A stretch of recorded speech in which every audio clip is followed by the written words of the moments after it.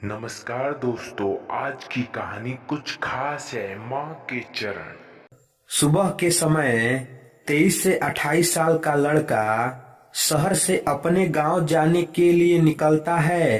अपने गांव की बस पकड़ने से पहले वो एक चप्पल की दुकान पर जाता है। दुकानदार अपनी दुकान खोल ही रहा होता है। वो लड़के को थोड़ी देर बैठने को कहता है। लड़का के अंदर की एक कुर्सी पर बैठ जाता है। दुकानदार उसके पैरों की ओर देखता है। लड़के ने लेदर के काले जूते पहने हुए थे। जूते नए ही थे और चकाचक पॉलिश किए हुए थे। थोड़ी देर बाद दुकानदार, बोलो बेटा क्या दिखाऊं, जूता या चप्पल? लड़का बोला, एक जोड़ी चप्पल चाहिए, लेकिन मजबूत और टिकाऊ होनी चाहिए। दुकानदार, कितने नंबर का चप्पल तुम्हारे पैरों में आता है? लड़का बोला, चप्पल मेरी माँ के लिए चाहिए। माता जी आई हैं क्या? लड़का, नहीं, माँ गांव है। दुकानदार, फिर उनके पैरों का नाप लगेगा, तुम्हें पता है नाप? लड़के ने अपने पर्स से एक 4 घड़ी किया हुआ एक कागज निकालकर दुकानदार को दिखाते हुए बोला, ये मेरे माँ के पैरों का नाप है। दुकानदार थोड़ा चकित हुआ।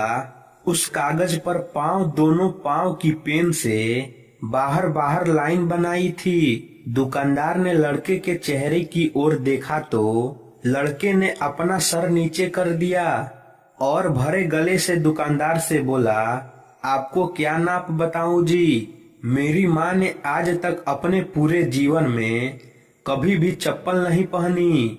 मेरी माँ मजदूर है, मेहनत कर कर के मुझे पढ़ाया। अब मुझे पढ़ने के इस शहर में नौकरी लगी है। मुझे पहला पगार मिला है और मैं दिवाली को अपने गांव जा रहा हूँ। सोच रहा था माँ के लिए शहर से क्या ले जाऊं, तो मन में आया कि अपनी पहली पगार से माँ के लिए एक जोड़ी चप्पल खरीद लूं।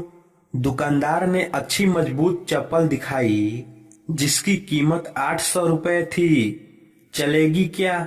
उत्साहित लड़का उस कीमत के लिए तैयार था। दुकानदार ने सहज ही पूछ लिया, कितना पगार मिलता है तुझे? अभी तो 12,000 मिले हैं। रहने और खाने में 7-8 हजार खर्च हो गए हैं और 3,000 माँ के लिए बचाए हैं। अरे फिर 800 रुपए कहीं ज्यादा तो नहीं हो रहे हैं? लड़का बोला, नहीं नहीं, कुछ नहीं होगा, आप दीजिए।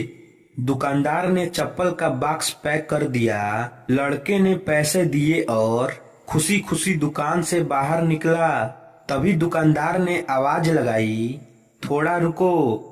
दुकानदार ने लड़के के हाथ में एक और बॉक्स दिया और बोला, यह चप्पल माँ को देना और बताना तेरे इस भाई की ओर से गिफ्ट, और माँ को बताना अगर पहली चप्पल की जोड़ी खराब हो जाए तो दूसरी जोड़ी पहन लेना।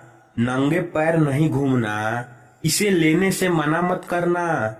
साथ ही दुकानदार ने दूसरी मांग करते हुए कहा, मेरा उन्हें प्रणाम कहना और क्या मुझे एक चीज दोगे?